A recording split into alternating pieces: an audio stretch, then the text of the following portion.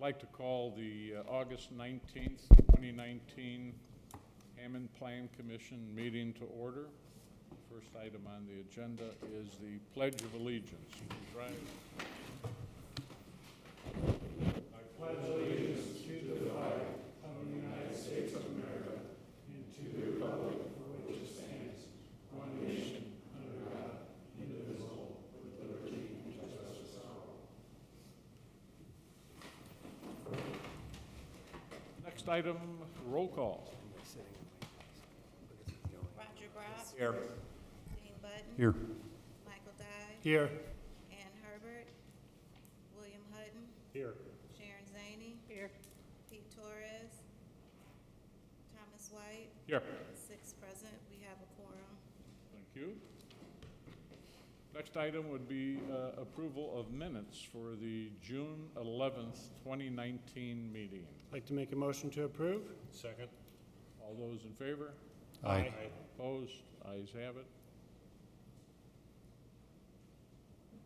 Old business, CP 19-06, petition of Monahan Capital for determination on abandonment and extending the 1-year period of a legal non-conforming use in an R1U urban single-family residential district located at 5945-5947 Heislip Place within the city of Hammond, Lake County, Indiana.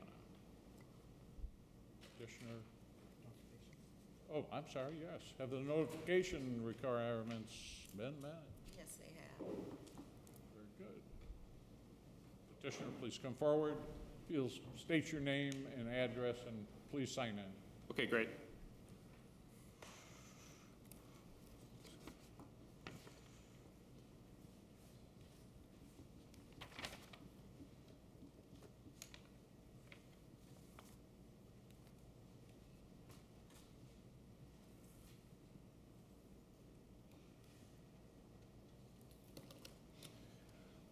Hello, everyone. My name is Dennis Moynihan from Moynihan Capital, speaking about the high slop renovation. I have handouts for every member of the Plan Commission that I'd like to refer to in for examples.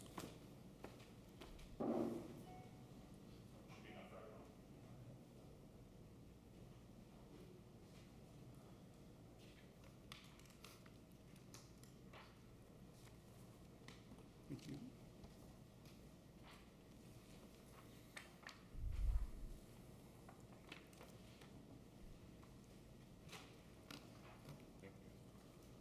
you, sir.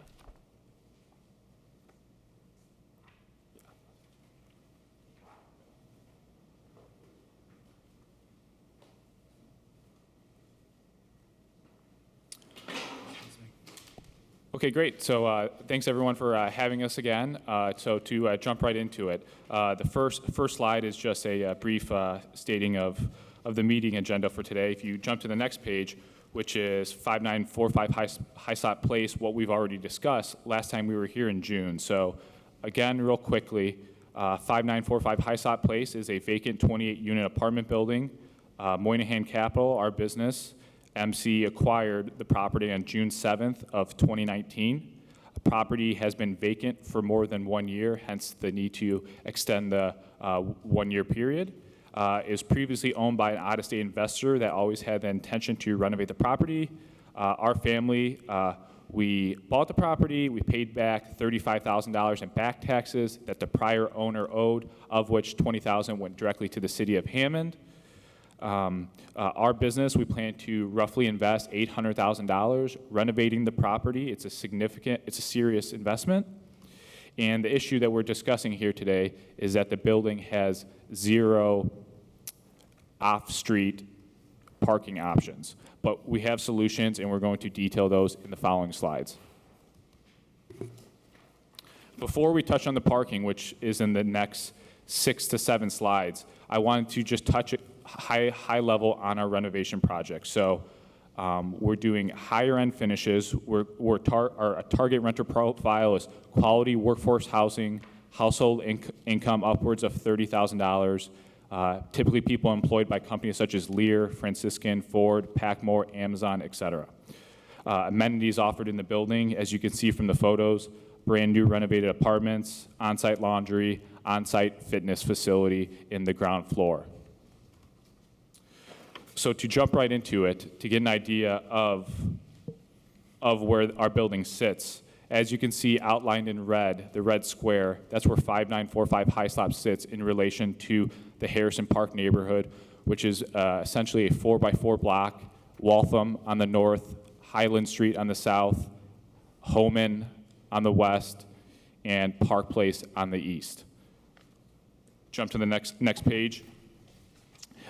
There's 43 unique parcel numbers in this 4x4 block, of which we've identified of the 43, 14 are single-family owner-occupied homes. The rest are multifamily, single-family rental, or commercial buildings. This is a heavy rental area and has always been. To jump to the on-street parking availability before we talk about the off-street parking solutions, which is the focus of today, there's roughly 5,050 linear feet of on-street parking in the Harrison Park neighborhood. This equates to roughly 300 cars are able to park on the streets in this 4x4 block. And as you can see by the linear feet, which is in these slides, you could park on the north side of Waltham, south side of Waltham, east and west side of Park Place, east and west side of Hyslop, and on the north side of Highland Street. You cannot park on the south side of Highland Street. And that 300 cars worth of on-street parking availability takes into consideration driveways, street openings, etc. So jumping to the next slide, here's our proposed solution and what we've been able to do within the past 60 to 90 days. Outlined in the blue squares are the parking spaces that we have either acquired or have signed leases that we could start renting spaces from. So we have Greater Deliverance Church, we have North Township Trustee, First Presbyterian Church, the Merge Building, and 5948 Park Place. And I'm going to touch on those in more detail in the next slides. So the next slide, which is a great location for our building, is the Greater Deliverance Church. As you can see by the point on the right, we have a signed agreement from the church to lease 20 parking spaces from them. And that parking spot, as you can see from the Google linear measurement, it's approximately 165 feet from the entrance of our building. So that's 20 spots right there. Jumping to the next slide, we have 6 lease spaces from the North Township Trustee, and that is approximately 270 linear feet from the front entrance of our door. So that's 26 spots that we have signed.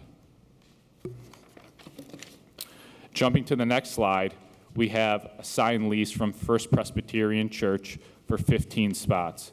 First Presbyterian Church, from our entrance to their parking spot, is roughly 285 linear feet, as notated by the Google measurement on this map. If you jump to the next slide, we have an agreement with the Merge Building for 28 parking spaces, which is essentially on the intersection of Waltham and Homan Ave. And we understand that this parking lot is more than 300 feet away from our building, which we know has been brought up. But just looking at the map, there's a limited amount of off-street parking availability in the neighborhood, and we feel like this is still a viable option for the renters as they can walk east on Waltham, south to Hyslop in a lighted street if they ever had to park at night or anything like that.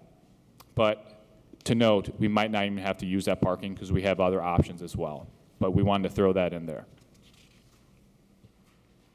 If you jump to the next page, recently, as of actually this afternoon, we have a really busy day, we bought 5948 Park Place, which is the house directly behind our Hyslop apartment building. And our plan is to knock down that house and build a parking lot directly behind the apartment building. It's a great solution. It causes the least disruption to the neighborhood, and we own both contiguous lots right now, we think that can be an excellent option for the city. So jumping to the last slide to summarize, we have signed agreements for 20 spots with Greater Deliverance Church, 6 with North Township Trustee, 28 from the Merge Building, and 15 parking spots from First Presbyterian. That's 63 off-street parking spots that we have signed lease or letter of intent agreements with. And to add it to again, we acquired 5948 Park Place, which is directly behind our high slot property, and we can build 28 parking spots in that current lot. So to total up, we have 91 off-street parking spots available for 5945 High Slot Place, and going to the 300 on-street parking spots available, and then also to add the 27 single-family homes that are in this area. All of them have driveways and garages. So with the 91 off-street parking spots, the 300 on-street, and the 27 roughly that have either driveways or garages, we feel that there'll be plenty of parking space, and the renovation of this building won't disrupt the neighborhood at all. Thanks. Thank you. Questions from commission members? I do have one question. Mr. Rudd. Brian, thank you. Brian, is it as the crow flies, the distance, or is it measured some other way? The ordinance says that the lot or the parking has to be 300 feet from the front entrance of the building. It doesn't say anything more than, it doesn't say as a crow flies or anything like that, but that's usually the normal interpretation, is that it is within, if you kind of think of it as a radius within 300 feet, Okay. that's normally how it's interpreted. Yeah. And that point, is that on the very closest edge of that parking area? No. Or is it some other? No, the ordinance says from the front entrance. Okay. No, well, I'm talking about the parking itself. Oh, from the parking.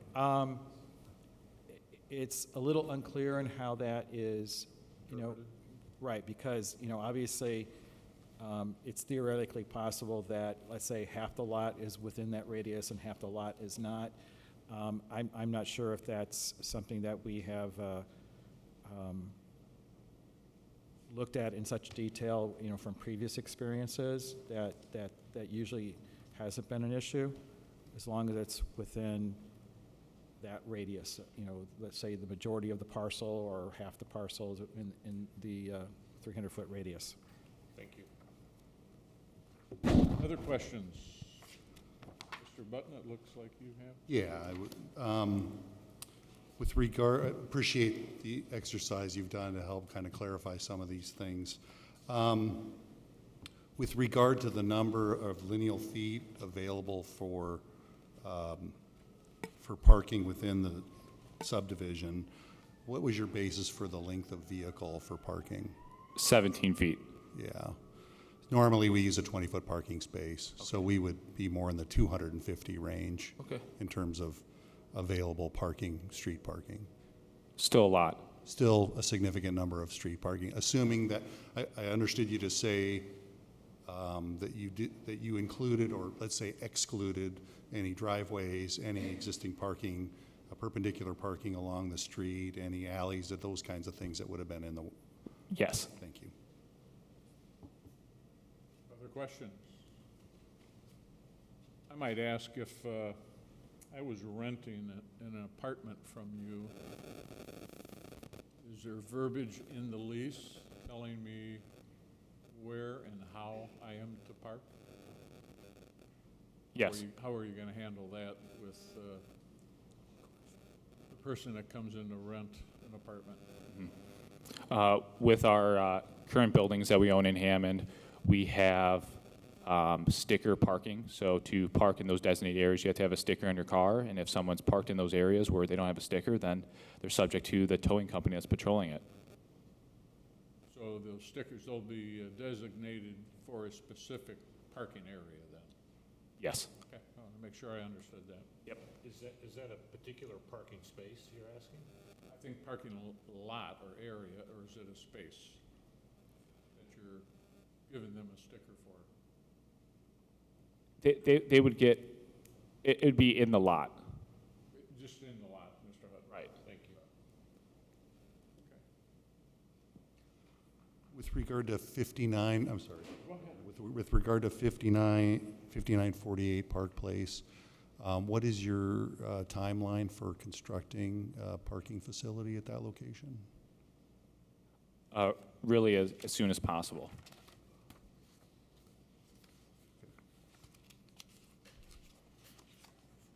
Brian, you have a question? Yeah, again, also regarding 5948 Park Place, you're saying 28 spaces. How did you arrive at that number? The lot is approximately 130 by 50 feet, and we just benchmarked it off current parking lots, like the Greater Deliverance Church, and how many lots they fit in, or how many spots they fit in their parking lot, and we did a sizing up. Okay, so just not a full engineered analysis, you just did a simple comparison. Right. Okay. Other questions from the board members? Hearing none, we'll move on to the public hearing portion of the meeting. And I think we're going to do things a little different tonight than other nights. Number one, we'll have a 5-minute time limit. And number two, we're going to do it in like 3 segments. The first people to speak will be the people that are for it. Second group of people to speak will be the people that are not for it. And then the third and final group will be just people that have a comment that are neither for or against it. So we'll start with the first group. Anyone who is for this and in the public would like to come forward and speak? Please come forward, state your name and address, and please sign in too, if you would, Kathy. I'm Kathleen Hill, 5935 Holman Avenue, Hammond, Indiana. As for with the Montessori Children's Schoolhouse. Ms. Hill, can you pull the microphone down? Is that better? Well, I was aiming for your mouth. Okay. Thank you. I am definitely for this. It's very nice to see somebody take an interest in this area to do something to revitalize it. I know all of you are trying to revitalize downtown Hammond. It's nice to see this part of Hammond also being revitalized. It looks like a very nice, old, beautiful building. You have somebody who has apparently taken a lot of time finding parking spaces to be able to cover this. I'm sure he's not going to automatically be able to build a parking lot there. He will probably have to go and get permission to do that. I'm sure he's going to have to get a variance as far as to use a parking behind the building for the parents, the people who rent to come to the front door to get in if he doesn't have a back entrance. But I think you got taxes being paid. You probably will have rental insurance taken care of. And I see as far as a great thing for this section of Hammond and for Hammond as a whole. And I do hope you give him permission and help him on his way as far as getting everything accomplished. Thank you very much. Thank you. Anyone else in the audience who would like to come forward and speak that would be for this project? Anyone else? We'll move on to the next portion. Those that would be against the project, if you would like to come forward, state your name and address, please sign in, and you'll have 5 minutes for your presentation. Thank you. Good evening, everyone. Good evening. My name's Ernie Dillon. I live at 5963 Park Place. Been there since 1970, 50 years. I'm here, I support economic development in the city of Hammond in any way that we can do that. However, in this particular project, I've got to speak in behalf of the homeowners on Park Place, Hyslop, and the affected area, and most importantly, myself and my family who reside on Park Place. And I guess specifically, the portion of the illustration that I would like to refer to would be the portion that addresses a parking spot or parking place on Park Place. I guess it would be on the east side of the building that they're planning on rehabbing. So the first question I have, if you take the old Reardon home, which I understand has already been purchased without us even having any say, the homeowners, how would you enter and exit your residents who are renting onto Park Place or into the alley on the west side? Or what would be the, I guess my question would be, how do you go in and out onto Park Place? Let me remind you that Park Place and Hyslop are landlocked. They're only 1 block long. You got Harrison Park on the north, Highland Street on the south, and we have tons of traffic the way it is because you have the Belvedere, many, many units. You have the Waltham Apartments, many, many units. You have the apartment building on the corner of Waltham and Park Place, many, many units. And then you have many homes that's been converted, single-family homes being converted into apartment rental units. And when you have an apartment rental unit, you usually have 1 or 2 people in there anyway. Park Place, to have a parking lot on Park Place is inconceivable to me as somebody who lives there. And I just will kind of conclude by saying we have become an outlet to the stoplight on Holman, i.e., Hyslop's a one-way coming north, okay? People who live in these apartments that I'm just explaining to you, especially on Waltham, are going down, and other homeowners and renters in other homes, individual homes, are going down Park Place from Waltham south to Highland and turn right, okay, to the stoplight on Holman. Then they go straight, west, right, north, left, south. Now you're telling me that it's being proposed to put a parking lot with additional traffic, additional parking, and additional congestion into a residential neighborhood. We're not a residential neighborhood anymore. I've seen that neighborhood go from the classiest neighborhood in the city of Hammond, 1970, to what it is now. I'm not against economic development, but I am not in favor, it's a poor choice of words, I'm not in favor of having more traffic come out of anywhere onto Park Place. I live there. I'm there every day. I know. Kids are there. Families are there. And we do not have driveways in every home, as I thought I heard the gentleman say. Thank you for your time, unless there's a question. Thank you.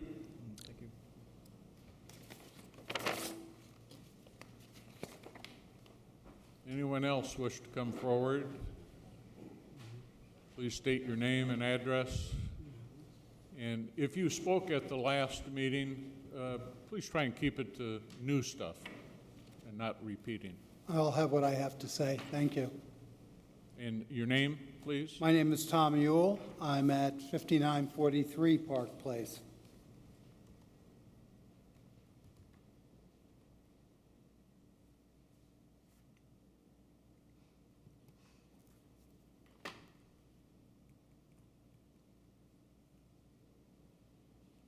The day after your last meeting, the son of the petitioner came to my home early in the morning, and we had a lovely conversation about the property. 2 things were clear. One is this is a starting point for what is going to be a series of rehabs. All the properties mentioned, including LaSalle, are non-conforming and have no parking. So this is an issue that you're deciding this evening that will have ramifications down the road on other properties in other parts of our neighborhood. On On the area that concerns me right now is, I don't know if they have filed an asbestos abatement or an asbestos warning on the city. It's built in 1928, I believe. They used asbestos for everything. An example being if they changed the roof, is there asbestos there, and is there an abatement program, and has it been filed with the city? Same would go with lead paint. Since they've been converting apartments in the building next to me from 1 bedroom to 2 bedrooms, there are more children, and lead paint is a consideration. On parking, I called a friend who sits on the Blue Island City Council, and I asked him about this remote parking idea. And he simply stated that Blue Island used to have it and gave it up. And there were some concerns with it.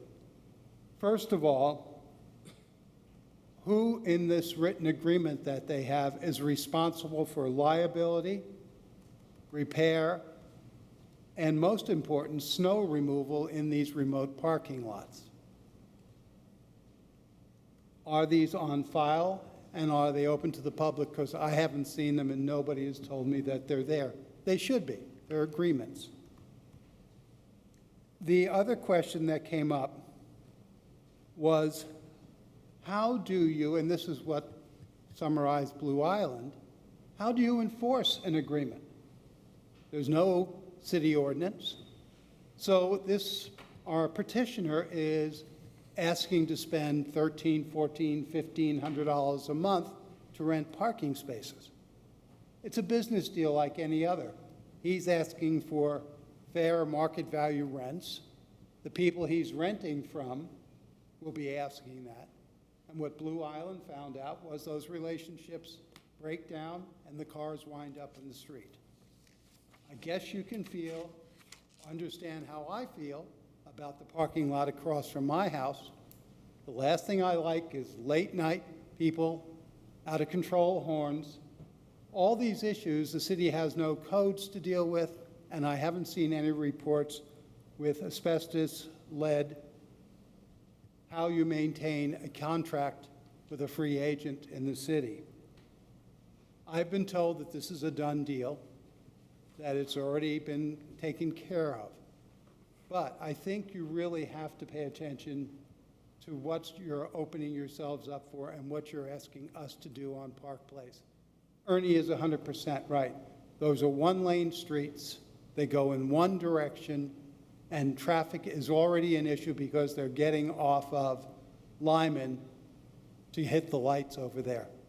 So this evening, even though this may be, I ask you to reconsider and not approve this.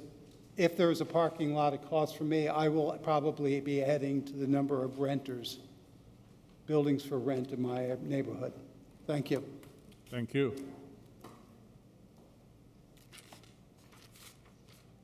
Do we have anyone else in the public who would be against it and would like to speak? Please come forward, state your name and address, and please sign in with your name and address.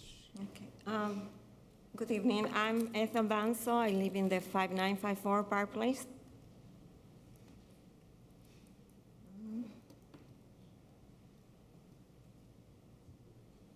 Could you just spell your last name for the record? Vanzo, V-A-N-Z-O.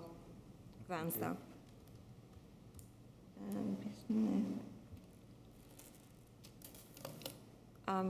Okay. Well, my neighbors, they cover the parking situation, everything. When I bought the house 2013, I started like doing modifications, fixing it. Actually, the person next door, the contractor, Chris, bought the house next door to me because he said he drove by and saw my house. Because I just did the sidings and stuff. So, well, it's not the best neighborhood, but we just have a nice block and we're just trying, And it's like we're in a battle zone there. Like, his slope is behind us. A lot of violations, out of code. The garbage, you cannot even walk by the alley because of In summertime, you want to puke, you want to vomit of the conditions. There is no, it's a hazard there. I got a ticket the other day, green ticket, because, the city wanted me to cut my weeds and stuff, because I was getting to it, right? First, every time I have to do the same. I have to go to the alley, move my trash cans, drag them inside my house, or do it there in the alley with my hose and hot water, and I don't know how many jars of bleach, because they keep dumping their garbage from Hislop in the back of my house. So look at me, how big I am, dragging mattresses. Mattresses, I don't say one, I don't say a twin, I say big mattresses. So I have to clean up, I have to disinfect. I don't let my dogs to get on the alley because, no, they're my babies. Every time I go to the alley, I feel like I need a shower. So I clean up all the stuff one day. It took me 2 hours, right, on this heat. Next day, I have my garden tools, everything. I'm gonna cut the weeds, the bushes, everything. I have 5 bags. I have flies, wicks, chicken pieces, all over. All what I cleaned the day before, right? So I just stood there. I took pictures, and I'm like, oh my God, I don't have time to do everything. I cut the weeds, but in order to cut the weeds, I have to move the garbage. I have to, it's like, again, so it's like, I don't know, what is the movie, that day, the Groundhog Day or something? I'm sorry, I'm from Argentina, so I have an accent, but the day, everything, he wants to get out of the day, but you're in a loop. So I feel like I'm in a loop. It's like, what comes first, the egg or the chicken? Why I have to pick up after other people, And then I sent an email to planning, because I sent it to the inspections first, and I say, I'm sorry, you want to take me to court? I'm not going to clean, I'm not going to deal with till you take care of his law problem with the dumpster, because they have a dumpster. Why they have to bring the stuff? You know what I did that day? I didn't know what to do. So first I cried. Then I went in the house, I grabbed my bleach again, I grabbed my gloves, my protection, and I say, it was like almost 100, the sensation, right? I have flies all over and I don't like them and I'm scared. And I was like, man up and just deal with this crap, because I didn't want to pick up. I ripped all the bags, and in the last one, I found what I wanted. It was a piece of mail, because I say someone's gonna make a mistake one day. So I ripped the last bag, I found the address. Of course, the address is Illinois, but I knew it's someone from the apartment. So I went on my phone and I paid to track the name of the lady, 20-some years. I know she had kids because of the diapers in all the bags. All the garbage made sense, and I know it's the same person. I watch too much detective shows and stuff. So I found phone numbers associated. I called, there was like 5, 6, in Illinois. A lady pick up and say, I'm sorry, I'm just looking for Kanisha, whatever. And she's like, yeah, oh, that's my daughter. And I just feel bad, But because this lady, I don't know. I said, ma'am, I'm sorry, I apologize, but you don't know me. I live on Park Place. I live like half a block from Hislop buildings. And I just clean up and everything. I don't know, but your daughter just dumped 5 bags of garbage, gigantics, in my house. I don't think it's fair. I don't know why she'll do that. It's a lot of work to drag those to my house, and they were big. And I don't know why she has so many. It's like she's been accumulating for weeks, the garbage. It was cleaning day. I don't know. That's her business. So she was like, oh, I'm at work, but I'm going to... I'm sorry. Time is up. You've had 5 minutes. Then, I told her, I'm going to Ma'am? get in with the commissioner, Ma'am? And then the next day they come and pick it up because I have her information. So that's an example of where we live there. So we have another problem in Hislop. We have that business. Let's duplicate the problem. Okay. Yeah, let's duplicate the problems. 3 more. All Illinois license plates there. I have all the pictures. All. 80% of the license plates are Illinois. And I have to clean after Illinois. You don't even pay taxes here. Anyone else in the audience that would be against it? Please come forward. Please come to the microphone, state your name and address. My name is Antoinette Stiff, 5964 Hyslop Place. I have one question to ask. Who's to say his tent, he said something about the driveway. Yes, I have a driveway and I have a garage. Who's to say his tenant is gonna abide by his parking places and his, because I've been living there a little over 12 years, and I've had trouble with me parking in my driveway, and I can't get out because they block my driveway. You call the police, take them 3-4 hours. Now I'm late for work, 3-4 hours before they come. Who say they're gonna tow their cars so I can get out of my driveway? They'll answer your question after we're done with the public hearing. Thank you. Anyone else in the public wishing to Thank you. talk against the project? And next would be anyone who just would like to speak who is neither for or against it. You're welcome to come up. Again, anyone who just would like to make some statement, neither for or against, please come forward. Seeing and hearing no one, we'll close the public hearing. And petitioner, if you'd like to come forward. Hopefully you've been making notes on the questions or concerns that were discussed. Yep, I will do my Please best. Direct your answers to the board. Okay, great. In regards to the blocking of the driveways, everything like that, it's only 28 apartments, and they're almost all single bedroom apartments. These aren't 2-bed, 3-bedroom apartments. So more than likely, it's going to be maybe a single parent with a kid. They're most likely going to have one car, and we have 91 signed parking spaces available, which is well above the 28 or the 42 that we were originally being held to. So I think there'll be now enough space where your drive won't begin blocked, and if it ever does, you can call our business or call our cell phones directly, and we'll get it sorted out for you if it's one of our tenants. If it's not one of our tenants, then we can't do anything about it.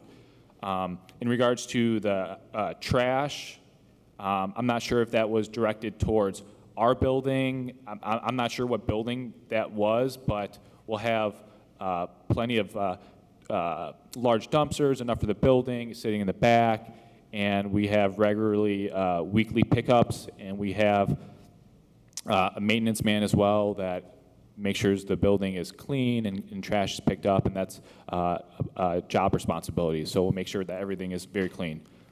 The other question on, can you hear me? I feel like it went out. The other question on where will the cars come out? The buildings directly north of 5945 High Slop, their parking spaces come out directly into the alley. So that's how we figure it will come out into the alley, and then it's their choice whether to go north on High Slop or south on Park. And the other question on, is it not feasible to have a parking lot on Park Place? There's currently a 30-space parking lot on Park Place right now, which is the church parking.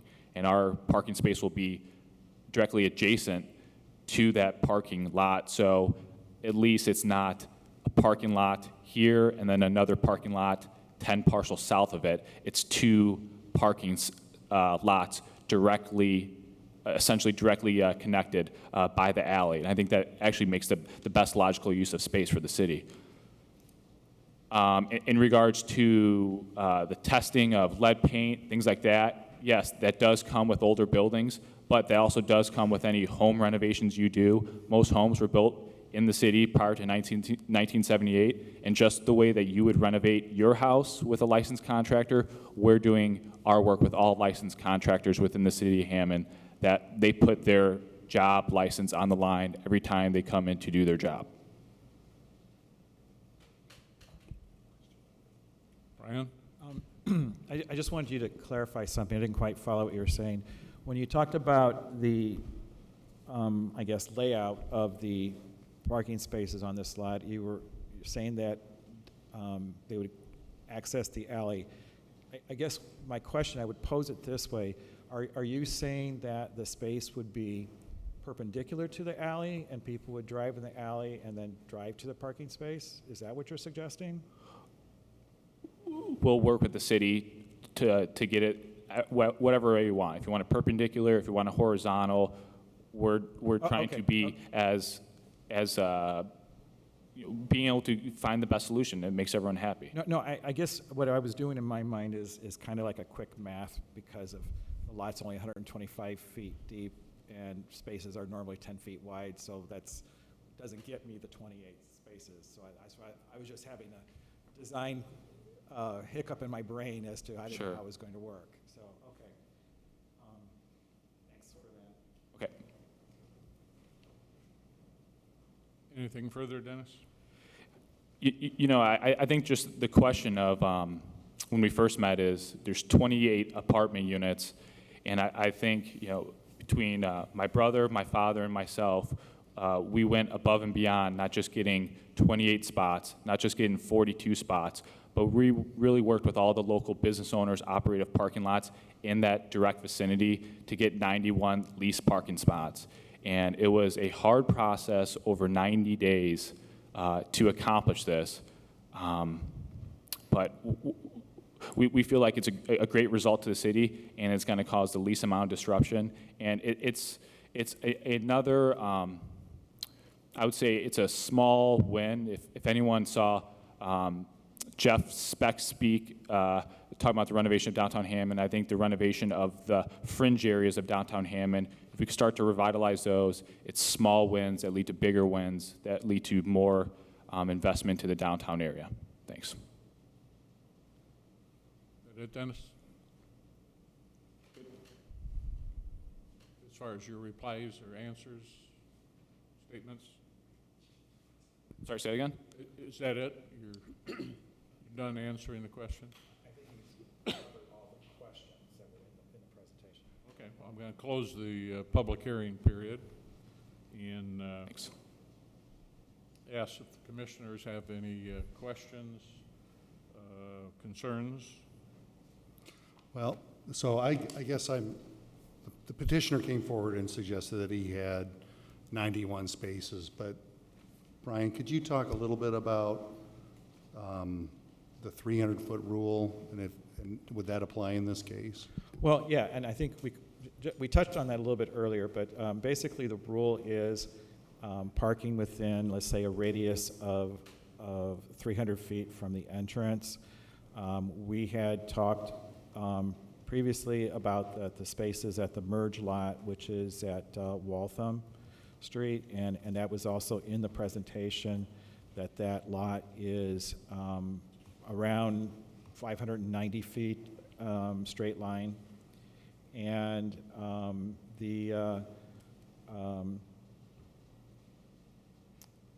let me kind of go back to these pages. And so, you know, some of the lots that he talked about in his presentation are within the 300 feet based on, you know, I'm assuming he measured this correctly with Google and all that kind of, all that. Did that answer your question? I'm sorry. Well, I guess what I want to be clear on is that anything outside the 300 foot makes it difficult for anybody to park. I know the petitioner suggested that, you know, there's still street lighting, there's still an option to use the merge parking spaces, but it just seems to me like that kind of deviates from what a normal person would do in terms of parking. And ultimately what we're trying to do is protect the neighborhood from being inundated with parking on the street in front of a resident's house. I look at my situation in my front of my house, it makes it difficult for me to see, you know, neighbors parking in front of my house. Although, you know, it's understandable from time to time. I don't know how other commissioners feel. So to me, ultimately, it's how would this, if I was in a similar situation, how would I move forward? So I guess I'm trying to do the quick math, and that is the petitioner has 20 spaces from the church, 6 spaces from the North Township trustee. They have 15 spaces from the Presbyterian Church. So available today, as they exist today, they need they have, is that 41 spaces, so they're technically one space short of what would be required with, I haven't included the 28 spaces, as you suggest, that would be for Not an even 28, unconstructed. 'cause currently it has a two-car garage, so you currently, and without doing any parking lot, you could park 2 cars in 5948 Park Place. It's a 2-car garage back there, so that's 43 spots. Something I wasn't aware of. But yeah, Thank you. I didn't mention that. Thank you.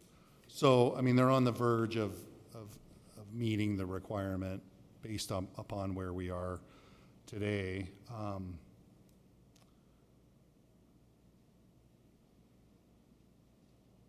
Mr. Button, Yes, sir. may I ask a question? Me? No, not of you. Okay. Mr. Poland,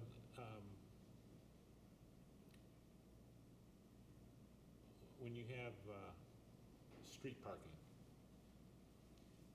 is that the supplement, is the intent is to supplement what you have on site with street parking? Or is street parking can be used interchangeably with on-site parking? Technically, under the zoning ordinance, you're required to have all your parking off-street, and we do not typically count on-street parking. Okay. May I have a few minutes? Thank you. Got the floor. You guys have done a great job. I don't disagree with your efforts. Catherine, you're right. We need development. We need it to continue. There's no doubt about it. But like Mr. Button said, you know, how would he feel if it were my neighborhood? All of us are asking that very same question. If it were my neighborhood, how would I respond? How would I react? And when I look at these people over here, this is their neighborhood that they've occupied for some just a few years and some 40 or 50 years. And they take great pride in their neighborhood. You've gone to great lengths, and we appreciate your efforts to try to find off-street parking as a solution to the situation. We have a 28-unit building. I've not been inside of it. I've seen the outside. I understand the outside. It's a nice building. When you made this purchase, you were aware that there was no on-site parking. Is that true? Right. That's true. And you knew that this was going to be a situation or an obstacle that you were going to have to handle. Yes? No, this is our first time going through this, so we weren't aware of the process 100% of this. But you were aware that there was no on-site parking. Right, yeah. When you measured that 5,000 feet, again, I understand that, I get it. Huh? You said 5,000 feet? Yeah, I said 5,000 feet.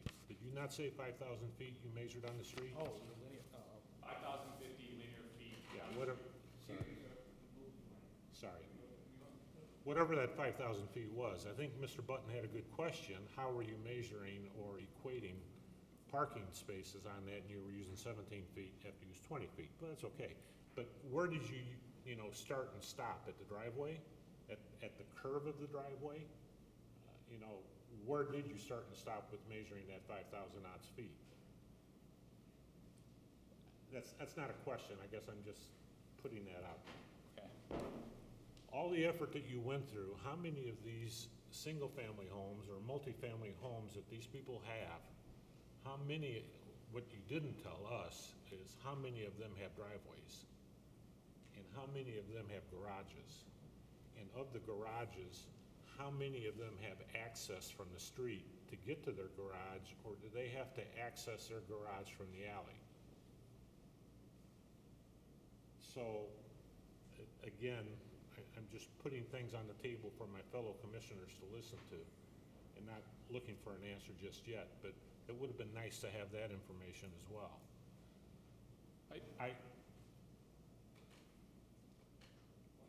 One last thing. Mr. Poland, can we exit out of a parking lot into an alley? Or use an alley as an entrance to a parking lot? I guess that would be more of a question for me as a city engineer rather than Brian. So we have, it's not normally something that we would do, but we have allowed it in certain circumstances. Would you agree, Brian? Yes, I would agree. So my limited time here, we have made exceptions in certain circumstances to allow access from a lot, very, very similar to what we're talking about in this case, where the lot is very much adjacent to the alley. Thank you. I want you to occupy this building. I want you to bring citizens into the city of Hammond that pay taxes and attend our schools and et cetera and et cetera. We want that to happen. We just have a situation here that is monumental. I'm done. Council. Yeah, and I apologize, I need to go to another meeting, but I wanted to say that obviously, since your last meeting and a lot of the points Mr. Hutton's bringing up, we had looked at this relative to the one church and then the trustee, which got you to 26 parking spots, and then there was the other church that was brought up today. We were looking at different alternatives as opposed to on-street parking, different alternatives for off-street parking, including potentially the lot that was apparently purchased today, as a way to alleviate the on-street parking issue.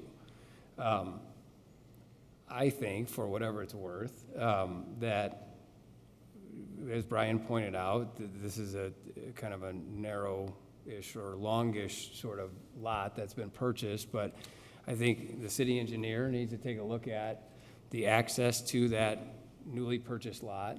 I mean, they're close, right, at 41, I get it, but the impact on the neighborhood, they're asking to extend a legal non-conforming use, and I think the staff should, my suggestion would be that the Plan Commission direct the staff to take a look at, I don't think you can count the merged building for the reasons Mr. Button said, okay, because it's too far away.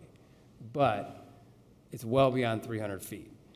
But this new lot that's been purchased certainly brings a different complexity to it. And I would suggest that you ask the staff to take a look at what's the best way to utilize that lot, how many parking spaces can really be obtained through the best utilization of that lot, how will they enter and exit, and assuming you can come up with something favorable there, then that's something you would look at in trying to decide this issue. If it didn't turn out favorably, that would also be something that you would look at. But I know that there were a number of different alternatives that, to solve this issue, that people were kind of talking about, this being one of them, but because it hadn't been acquired, and quite frankly, I learned about it when Mr.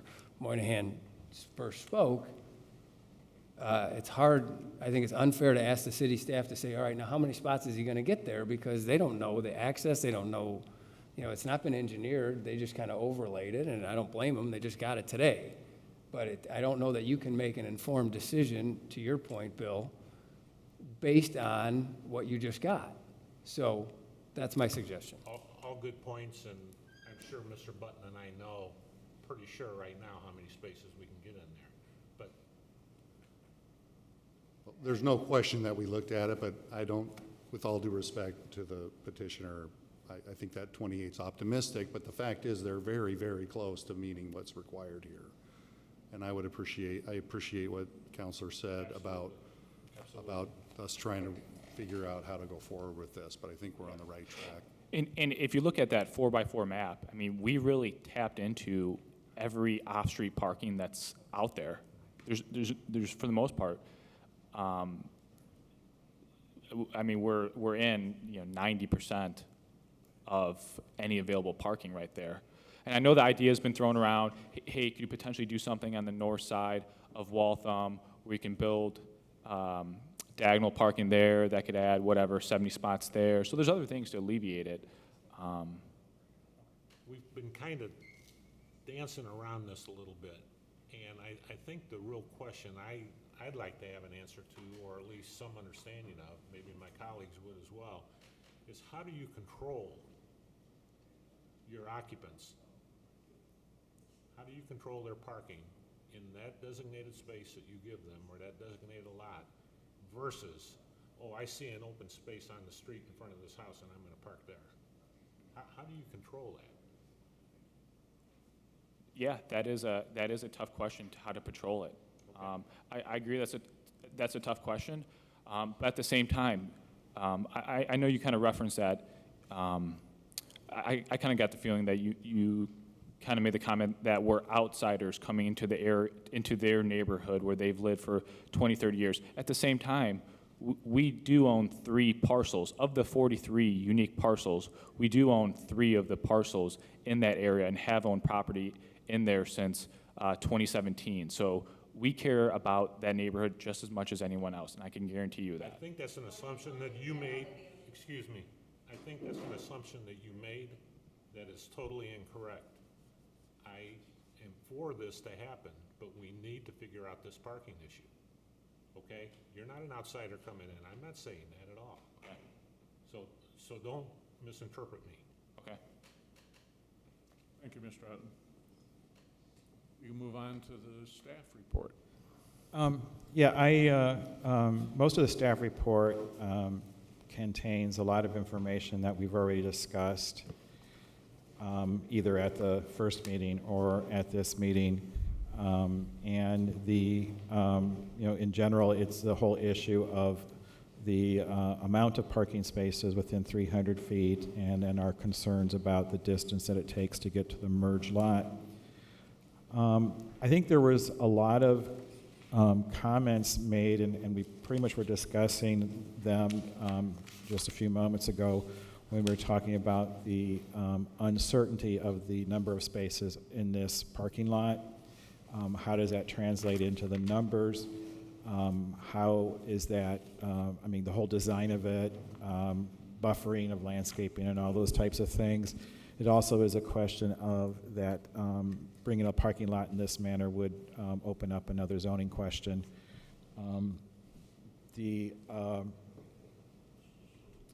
One of the other comments made by, in the public hearing comment, was a question about the traffic flow or the congestion in the neighborhood, how things are accessed with the one-way streets, and how that would affect the overall development. And I don't know if we want to consider doing a little bit more of a traffic analysis to see if that would, so we can, how the traffic analysis would play into the design of the parking space. So I think as our attorney suggested, that the staff should be given an opportunity to explore some of these technical issues, and maybe that's the direction that we have to go at this point in time. I agree with you, Brian. I'll make that motion if you want me to. Second. I didn't really state a motion, so you're going to have to clarify that, what your motion is. Okay. I mean, Wait, so let me add a point real quick. So I think we're just getting confused on the number of spaces that we have available. So. Point of order, but we're in the middle of discussion, making a motion. Yeah, we're, sorry, public, we are. We're at motion. This is where you do your character? there'll be a public comment a little later. Yeah. Okay, all right. Thank you, Don. Roger, you want to state your motion? I could do is, I'll say make a motion to do another traffic analysis. Staff. And does that mean that you would want to then table this case? Yeah, yes, I would. Okay. Thank you. We have a second. Second. Roll call. Roger Brock, Yes. Dean Button, Yes. Michael Dye, Yes. William Hutton, Yes. Sharon Zane, Yes. Thomas White, Yes. 6 ayes, 0 nays, 0 abstentions, motion passed. Okay, motion's been tabled. The next scheduled meeting would be when, Brian?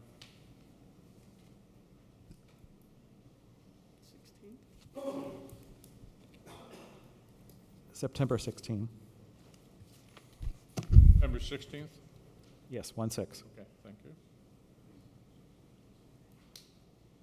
Okay. Move on. Any new business?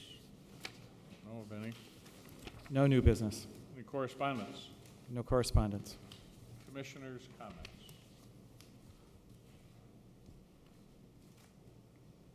Hearing none. Staff comments. No staff comments. Public comment. Dennis. Yep, just again, appreciate everyone's time. I appreciate everyone from the neighborhood coming out. I understand there's a certain amount of hostility, but we're just nice people just like you, and I hate that things are getting so emotional that way. But, you know, to the exact legal definition, the question is to extend the 1-year period for a legal nonconforming use. So we're asking to extend it for a legal nonconforming. By legal definition, a legal nonconforming has no parking. So we're being held above and beyond the legal definition that you're asking us.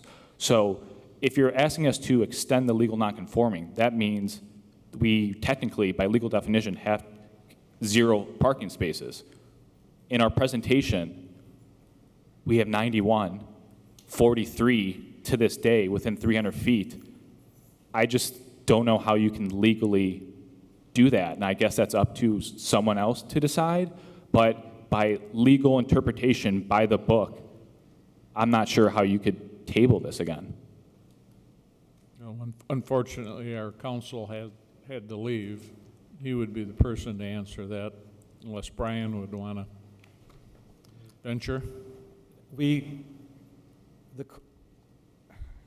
question about that has been raised a couple of times at the staff level, and I have addressed the fact that it is within the right of the Plan Commission to bring up the parking issue when it comes to the decision of extending legal nonconforming use. And so that is what the sort of situation is that we are in. And I think I will add that I do appreciate all the efforts that the petitioner has done to work with us and try and work through the parking issue. And I hope that we can continue to do that and come up with an appropriate solution.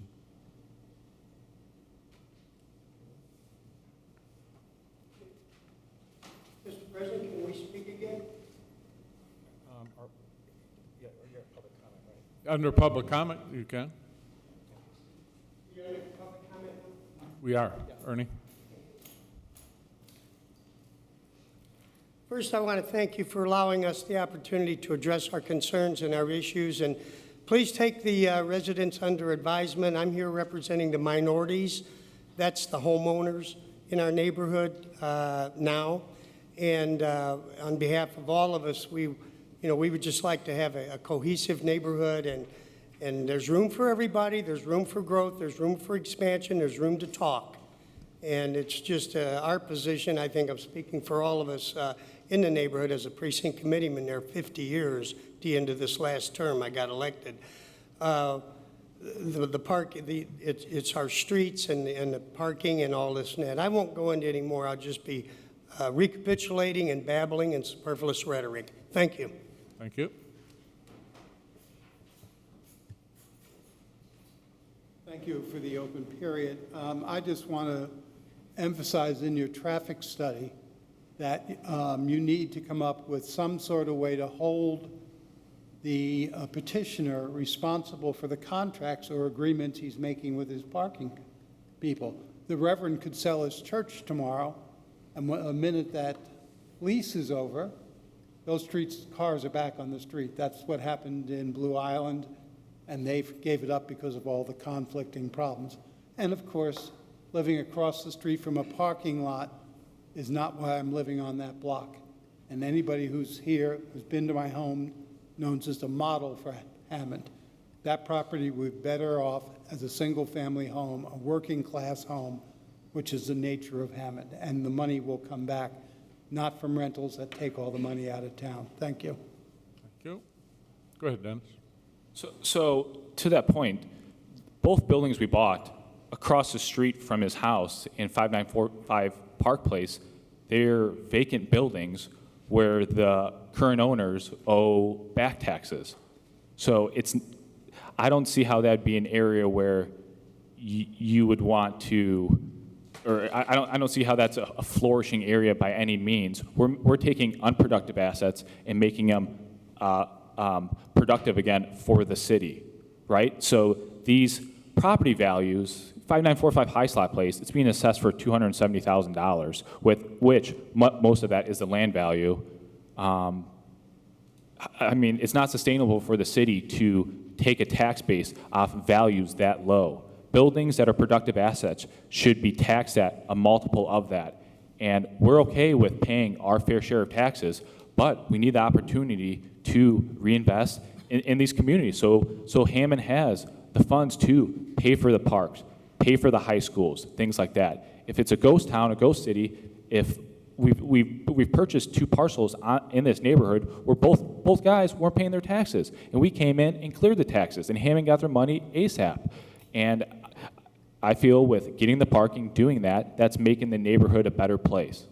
And if you compare other cities, downtown Chicago, other flourishing communities, they have reinvestment back into these older buildings, repositioning them, and that's how you have increasing property values. So therefore, when time comes, you need to sell your home, you're not trying to sell it, you're not waiting on the market for 6 months, or you have to sell it to someone that you have to get a very low offer from. This will increase property values in the area, and all the homeowners will win as well.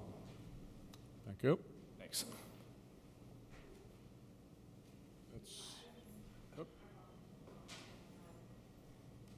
Kathy? No. Hold on. Kathy was first. Oh, okay, I'm sorry. She may go first. Okay.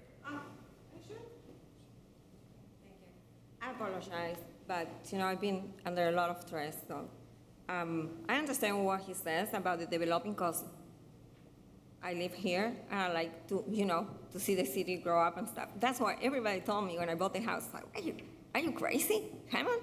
I was living in Whiting. Why? The house is like, it's a shithole. No, it has potential. It's an old house. It's beautiful. I have the eyes, the vision, right? So that's why I moved here and everything. Where I understand what the gentleman says about the developing and the good of the city of Hammond, but the actual building that has the tenants and the people living there, it's just a breaking, it's cracking down, it's mattresses, it's this, it's noise, people speeding on Park Place with the kids play, and the dogs run there, everything. And I understand it's business, because he's, getting the rent money and everything, and he doesn't live there. He doesn't care. We care. We have to deal with that. And I don't understand how they want to open another building when the managers or whoever works for the actual business that, is busy with people, they cannot handle the tenants. They don't make sure they obey the rules. The people, I'm sorry to talk about like that, but majority of people that is living in the buildings right now, they're not obedient citizens. They're not nice neighbors. Why we have to deal with that? Then, they told me, oh, they're gonna open another building. I'm freaking out, because I'm like, what, more of this? And how come nobody does anything? If you just drive right now, you can go and see, if you don't believe me. You're gonna see 75, 80% Illinois plates there. Why? Why they don't switch? Why they don't fix the driver license? Why? The money keeps going to Illinois. It's not here, and like, we suffer. We pay taxes. We want to better the neighborhood. But if the people that the owners or managers, they don't care, because they go home to another neighborhood. They get the money of the rent at the end. They don't care what we went through. They don't care. I have the pictures. I just came. The mattresses, 3, 4 mattresses, they're there since last week. I don't bring my friends. I don't bring anybody home, because I'm thinking that it will be fixed. But right now, I'm embarrassed. And why I'm embarrassed about my house? Because I don't want them to go in the backyard, because I don't want them to spot the back, because I'm embarrassed. And some friends, they're scared, and they just don't come. So, I'm an optimist. That's why I bought the house. I wanted to get better. He is talking about parking. The parking is not only the issue. The issue is the life conditions. And, people, they don't respect They don't respect us. They're not good neighbors. That's my point. They're not.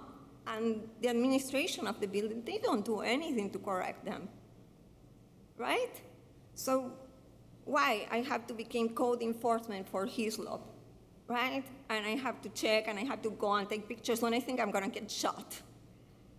Because now I'm having shots. When I sleep, my dogs jump and I have shotguns in the night, and I didn't have that before. And it's in the alley because there are drug deals going on there all the time, and they come and park in the front of my house. And then I call the police to run the license plate. And now they know better. They know Ma'am. they don't park in my house because the police come and run the place. Ma'am. The car. So Please. you understand? It's not only about Wind it down. I parking lot. didn't put a time limit on this, but Okay. let's be reasonable. But it's 5 years living there, and if I have to tell you all the problems, I don't think hours is enough, because you don't live there. Thank I you. like you to go and see with your own eyes. I like you all go and see. And you tell me what you see and what you smell. You don't even need to go inside the building to know this is wrong, this is bad, nobody's taking care of this. Thank you. Thank you. Have a good day.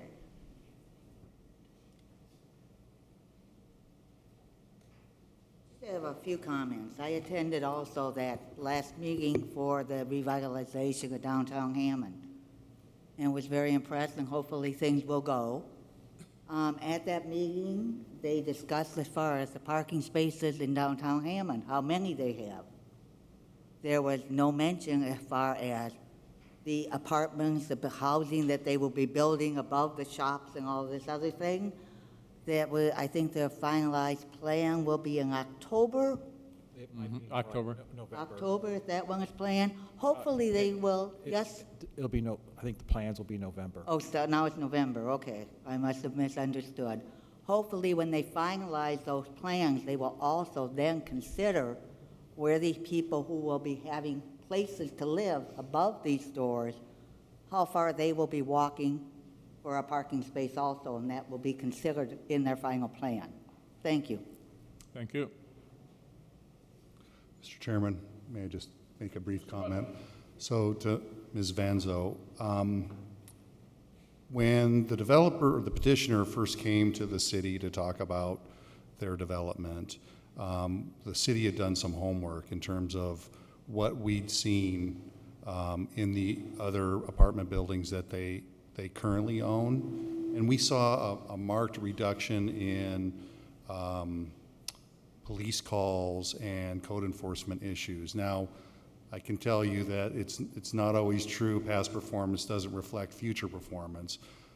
We can't say that, but I can tell you that the petitioners have made great strides in the development of the apartment complex that they've engaged in at this point. So I can't warrant or guarantee or promise that they will do better than you have now, but their track record has shown that. And so I'm optimistic of what they can do and help to improve your neighborhood if we can move forward. Thank you, Mr. Chairman. Thank you. I have one question to ask him. He said his building is single-family apartments, which I live across the street from the Belvedere. That's a studio apartment. It's 3-4 families living in that one studio apartment, so how he gonna control it? I mean, he can come there on a daily basis and see what's going on. They can leave when he come out. He can't control who move in there after he let his tenants move in. How he gonna control that? Dennis? I can't speak on how the Belvedere or any other business owner runs their business, but we run a very professional business with signed leases with tenants, and we're regularly at the buildings, and this is a very serious business. This isn't a hobby that we're letting shenanigans go on in a frat house. This is a business that we treat very serious, and that there's rules, and there's employees to watch over those things. So yeah, that's kind of where I'm at. And then in regards to the building structure, I mean, the building, again, this is not a ground up new construction. This is a redevelopment of an existing asset in the city. So we're working with the existing footprint of the building. Thank you. You have a comment? Oh, you look like you did. Okay, well, we'll entertain entertain a motion for adjournment. I'll make that motion. Second. All those in favor? Aye.